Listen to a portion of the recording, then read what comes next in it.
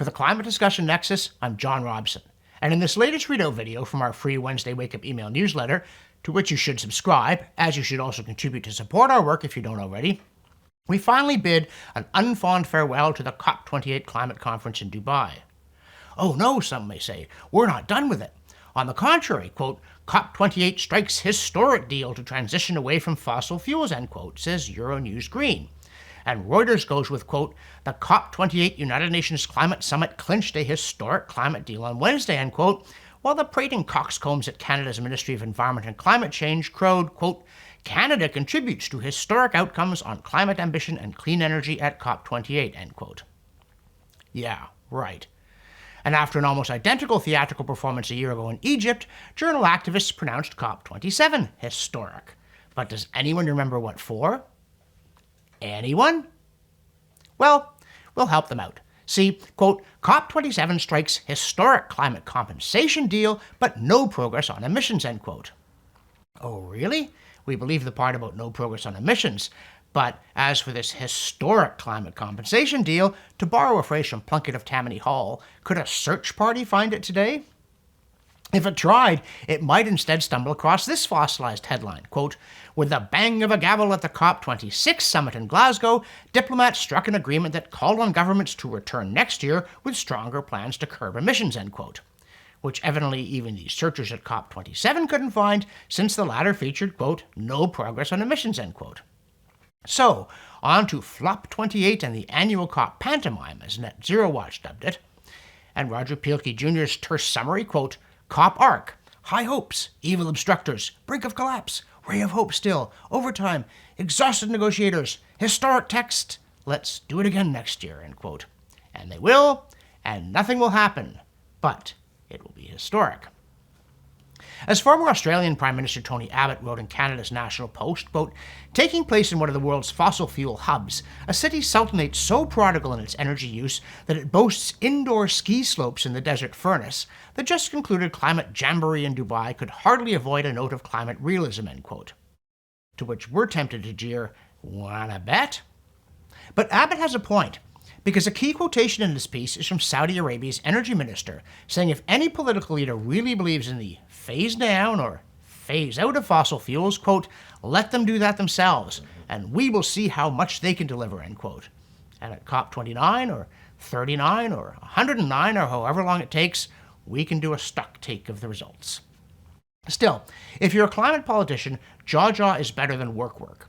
Thus, Canada's Environment Minister Steven Guilbeault spent $140,000 of other people's money to take a 7-person delegation to a 2-day Chinese communist gathering on the environment.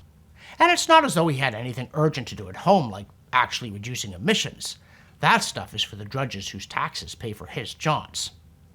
The clueless Guilbeault also recently attempted to excuse a delay in announcing the actual details of yet another glorious policy triumph by saying, quote, no government has ever put in place regulations to ensure that the oil and gas sector reduces its overall pollution. It's never been done, end quote.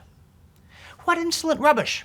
How does he, of all people, a former environmental activist lawbreaker, not know that around 1950 there were mighty few pollution controls on industry generally, and on oil and gas in particular, but the 1960s and 1970s saw a revolution in public consciousness and successful imposition of rules about emissions of everything from sulfur dioxide to volatile organic compounds, which resulted in an astounding improvement in air and water quality throughout the industrialized democracies. Well, Guilbeault is, of course, confusing carbon dioxide with pollution, but also his own ministry's inept self-satisfaction with the get-it-done attitude of earlier generations who knew the difference between poison and plant food. And now, a word from our sponsor. And yes, again, that's you. All the people out there who are already backing our work and all the people who are subscribing. More than 84,000 of you on YouTube alone, where we've had almost 10 million views. But we need to keep up the momentum.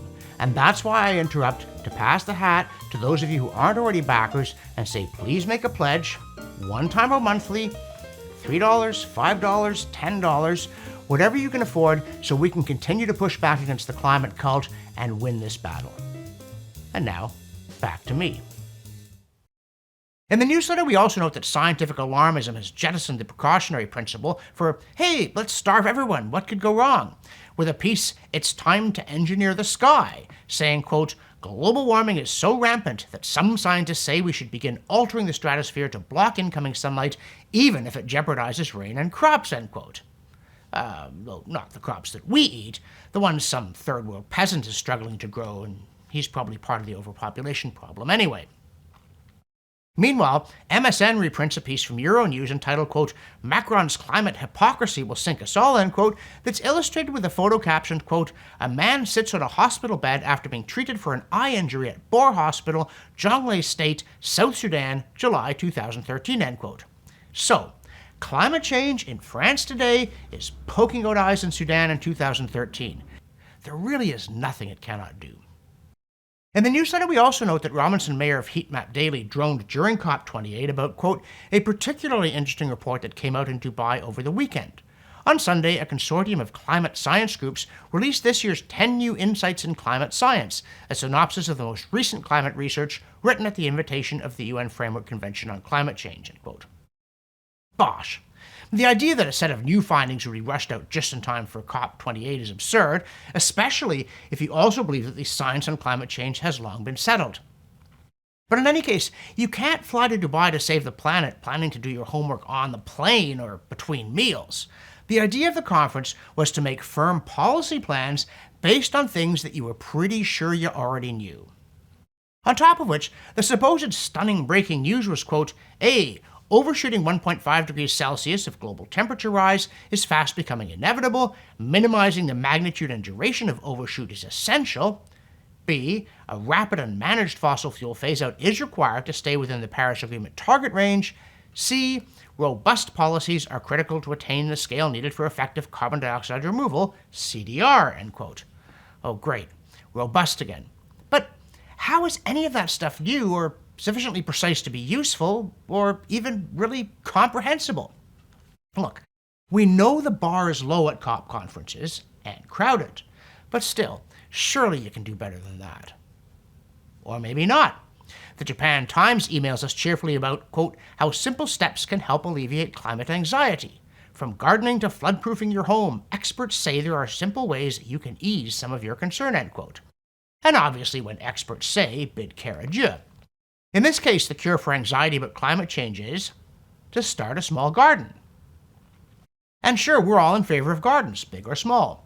But if you think a gesture that minor will fix climate change, you must also believe that it's a fairly minor problem to begin with, and so your anxiety was misplaced.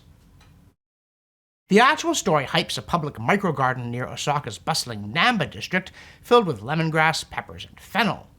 And that kind of garden's apparently pretty common in Japan anyway, so there's no news here. Although we do still dream of using one of those self-misting orbs to grow fresh herbs in our kitchen for the homemade salads and other delicious dishes that we, in theory, often make.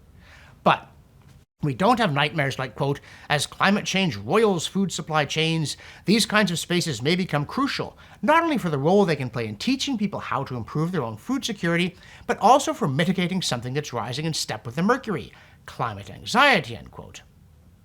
Not that climate change is actually roiling supply chains, you understand, or that growing fennel would stop it if it were. Rather, if you do this, you'll feel better about the world ending. It's all in the mind. Though for our part, we say, study the science and get into your mind that carbon is not pollution, and then go and grow a nice little garden instead of, not because of, reading climate scare stories. Especially not the next one, because at the Climate Discussion Nexus, we're vigorous opponents of conspiracy theories of all sorts. And no, we don't care how important it makes you feel to believe that Bill Gates is targeting you personally. But how can we argue that climate zealots aren't secretly conspiring to depopulate the planet if MSN is willing to reprint a story saying, quote, human breathing harms the environment, end quote? And we shudder to think that even modern journalists might be unable to see the limited options available for dealing with that issue.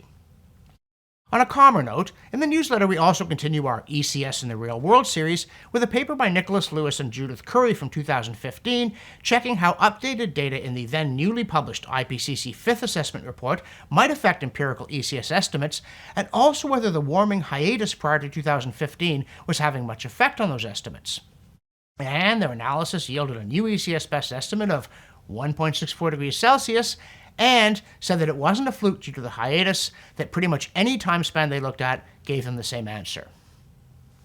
Now, here's a hot item.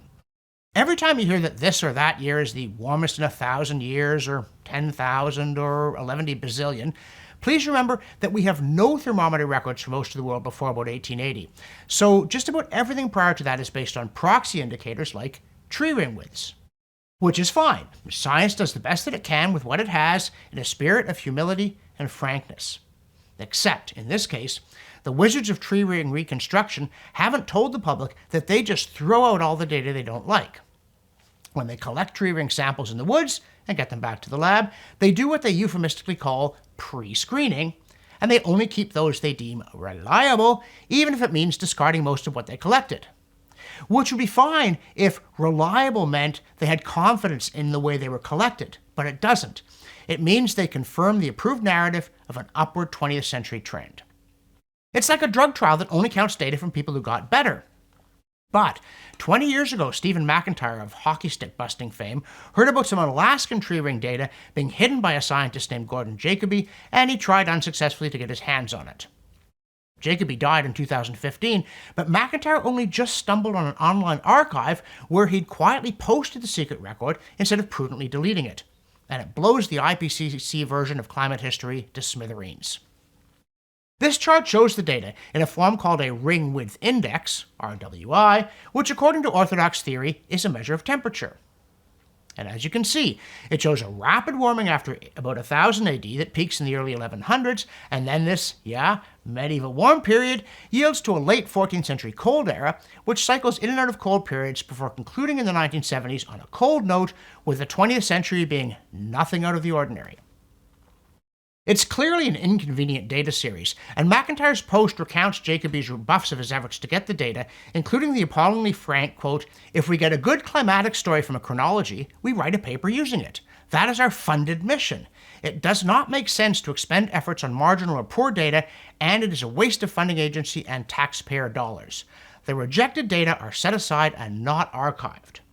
Which would be fine, apart from the fact that he was fibbing about the data not being archived, if by poor data he meant rings from a tree that had been struck by lightning or gnawed by porcupines, so that its growth record didn't reflect general climatic conditions. But he didn't. He meant any tree ring series that didn't show 20th century warming. And the problem here is obvious to anyone with statistical training who's not in the climate cult. Suppose tree rings don't actually measure temperature at all, they just randomly wander up and down, as a set of coin tosses would do. Well, if you sample enough of either tree rings or coin tosses, a few of the series will have a 20th century part that slopes up and random noise beforehand. And if you keep those ones and toss the rest as unreliable, voila, you get a temperature record that says what you told it to say and only that. Which might enhance your career prospects, but it proves nothing scientific. By picking a different subset, you could just as easily prove that it's colder now than in the past, precisely as Jacoby's secret Alaskan record does. Unless, of course, tree rings are no good as a proxy period, in which case Michael Mann's hockey stick is out the arena window. And speaking of trees, from the co2science.org archive, we bring you a study of Mercus pine, that's Pinus mercusii, in Vietnam from 1960 to 2014. Seems that they like warmth, despite all the alarmist hoo-ha about plants desperately needing cold. For the Climate Discussion Nexus, I'm John Robson, and I know history when I don't see it.